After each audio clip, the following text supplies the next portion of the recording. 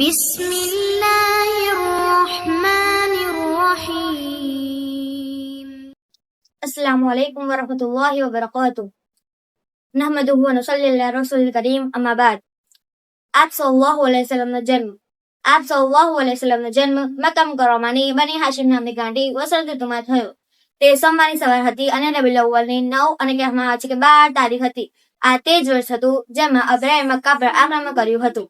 ત્યારે તે પોતાની સાથે હાથી પર લઈને આવ્યો હતો અને અરબી ભાષામાં હાથીને ફીલ કહેવામાં આવે છે.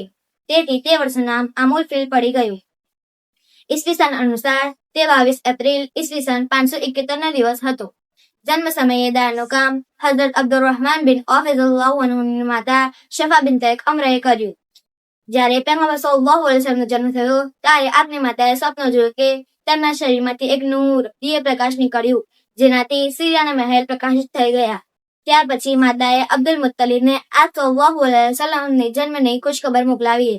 તેઓ ખૂબ જ ખુશ થઈને પધાર્યા અને આપ સલ્લલ્લાહુ અલૈહિ વસલ્લમને ખાના કબામાં લઈ જઈને અલ્લાહ તાલાથી દુઆ કરી અને અલ્લાહનો આભાર વ્યક્ત કર્યો. ત્યાર પછી તેમજ એવી આશા સાથે આપ સલ્લલ્લાહુ અલૈહિ વસલ્લમનું નામ મોહમ્મદ રાખ્યું કે આપની પ્રશંસા કરવામાં આવશે. પછી અરબના રીતિ રિવાજ પ્રમાણે 7મા દિવસે અકીકા અને ખતના કરીને લોકોને ભોજન માટે આમંત્રિત કર્યા. પૈગંબર સલ્લલ્લાહુ અલૈહિ વસલ્લમના પિતાની દાસી ઉમ્મે અયમન આપ સલ્લલ્લાહુ અલૈહિ વસલ્લમની ખૂબ જ સાર સંભાળ રાખતા હતા.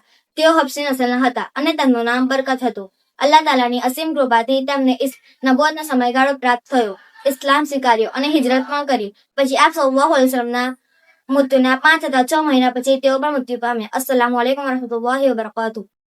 अस्सलामुअलैकुम वरहमतुल्लाहि वबरकातुहू। ऐसे ही दीनी वीडियोस के लिए हमारी चैनल मदरसा-ए मोहम्मदिया नडियाद को सब्सक्राइब करें, इस वीडियो को लाइक करें और कमेंट करें और ज़्यादा से ज़्यादा शेयर करें और सवाब के हकदार बने। जज़ाकल्लाह।